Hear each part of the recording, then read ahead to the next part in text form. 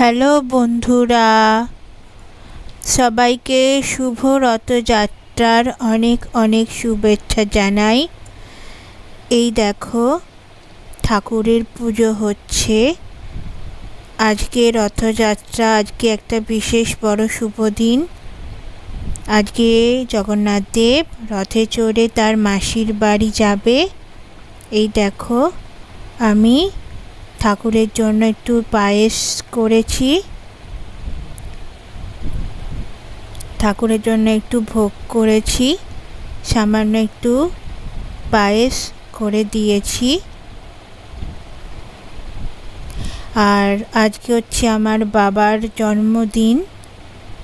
জগন্নাথের রথযাত্রা উপলক্ষে বাবার জন্মদিন পালন করা হয়।